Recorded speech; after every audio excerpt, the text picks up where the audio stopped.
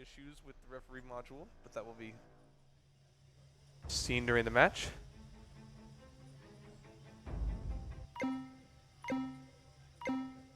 Three, 2, 1.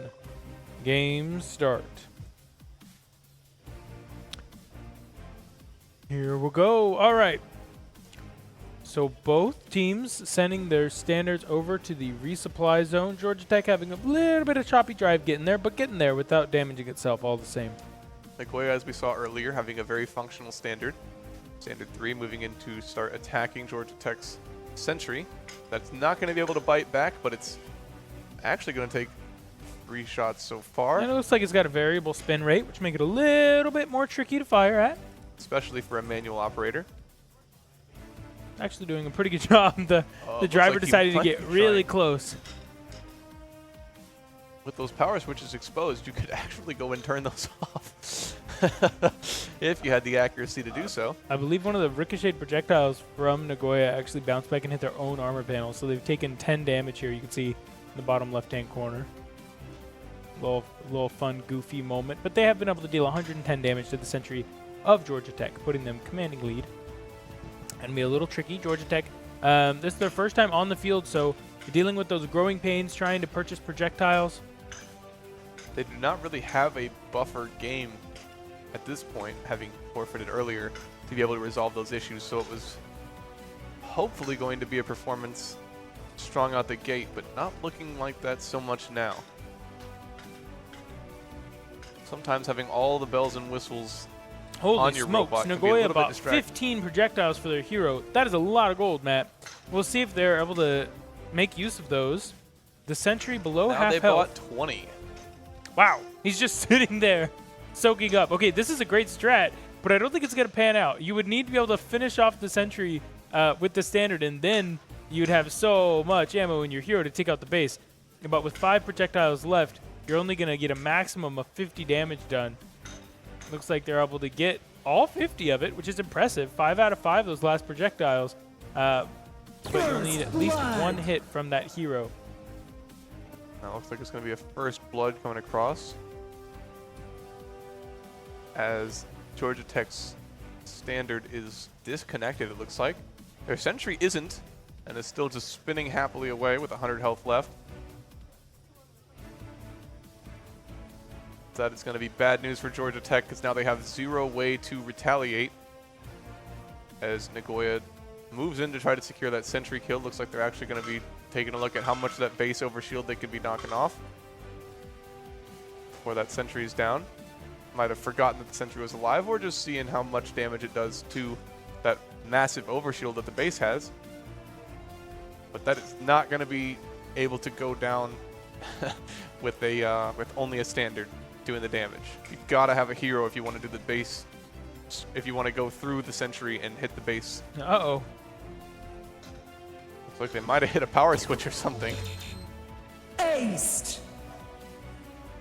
Sentry down. This will open up the base. Now let's see what Nagoya can do with their hero, because they purchased so many hero projectiles. It's time to unload on the base. Well, with the confidence shown by that financial investment, we'll see if they're able to pull anything off with a minute 30 left in this match. Looks like their hero is moving into position.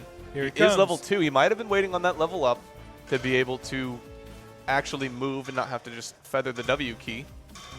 Now we'll see as he gets into position if he's able to connect any shots onto the base for some massive damage. As you can see in the top right, he is looking straight at it. Whether or not they're going to be able to fire is still up for questioning.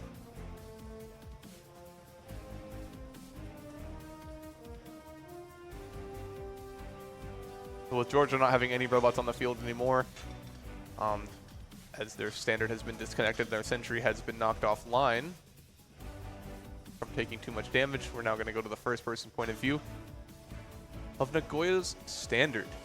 The hero in the background. Nagoya, it doesn't seem like their hero is really able to do much here. Hopefully they can get that fixed. We've seen from VT, if you have a hero that's able to function, you can use that to get some wins on teams that perhaps you have a mechanical disadvantage to. So a little bit of strategy. In the top left, you can actually see that actuating lid as it goes right back over, covers those projectiles because they ran out of physical projectiles to be able to attack that base. 10 seconds left. Georgia Tech's not going to be able to do quite literally anything, as Nagoya is just going to keep doing some more damage and boosting their stats. It's the end of the match, and it will be Nagoya 2-0. Great job.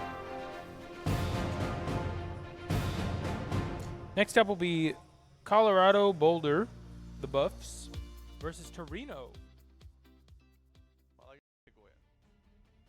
Or the standard of Nagoya. I guess they're only fielding one, with the hero being the other.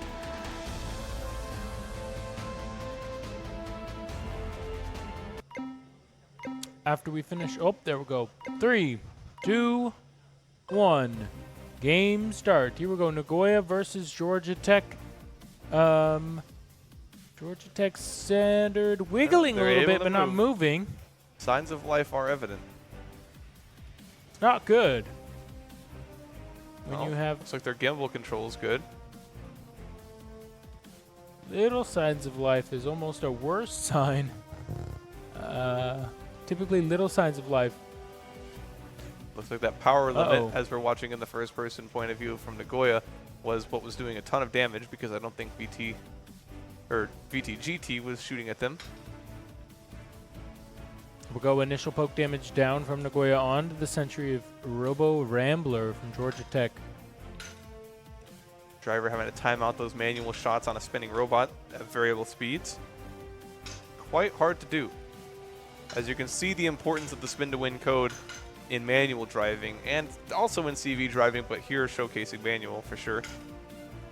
A lot harder to only hit those armor panels than you would think. With not only the delay that's, you know, from clicking the button on the mouse to it actually happening in real life, depending on the way that your feeding system goes, and then also seeing that on the camera. This showcases how important computer vision is to be able to track those armor panels effectively and be able to know what time it can and can't shoot to be able to hit them.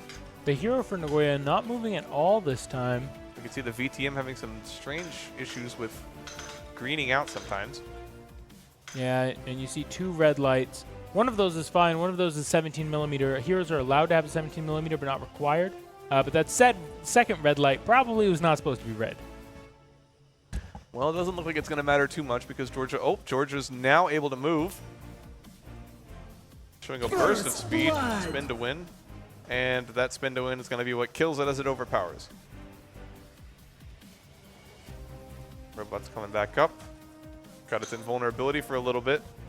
Looking like it's going to be using way too much. It's got a cool hopper style mat. It's almost like a tennis ball canister. I was going to say, it looks like that or a 2-liter bottle upside down. I love it. Like he's going to try to... Sentry down for Georgia Tech, allowing Nagoya to move on to the base. Nagoya getting the hang of that pattern. Watch out. Georgia Tech has now purchased 600 projectiles. Might want to use that blood bag while he's in the repair zone. Looks like he's going to opt not to. As he's now going to... Why try blood not bag to when overpower. 600 projectiles? Here he goes, 2 minutes left, but probably base health. The actual timer for this match, Georgia Tech. Seems like the decision to opt out of that earlier match puts them very far behind. As hopefully it's not a driver issue or a technology issue. 12 projectiles remaining. Nagoya's gonna have to turn around and come on back to the base here pretty soon to restock on projectiles to make some another purchase.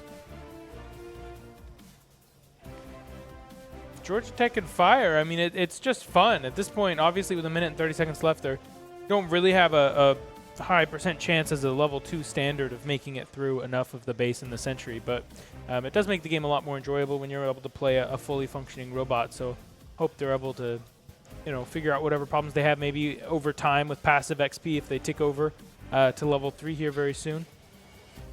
Oh, looks like that VTM just might have gone out for them. but it would have been important, even if it's shooting at nothing, just to be able to test that system working on the field, as this is now their really only buffer chance, as they forfeited their first round. They have now lost this round. It's going to kind of make it a slim chance of getting into those double elimination rounds to then go to the championship. Yeah, getting into playoffs this year, pretty difficult. Group stages are heating up a little bit. They are indeed. Nagoya looking like they might want to try to get a full base kill again. Oh, and if they can get their hero going, Nagoya can. They'll be fighting a pretty good fight, frankly. Up there with, right now I think they're up there with teams like McMaster. Yeah, for sure. I think if they can get their hero going, they'll be a little bit more competitive and start reaching that upper middle section of teams. Definitely a strong point in the murky middle. Not on the weaker side for sure. Because if that hero can actually get operational and be able to fire, just like you're saying, that can do it so much more damage to the base than just that one standard. But the one standard also being able to do just as much damage to the sentry to knock it offline. So they'll definitely be a team to watch. In the chat about the schedule. We'll pull that up here in a second after we look at the stats. So here's the stats.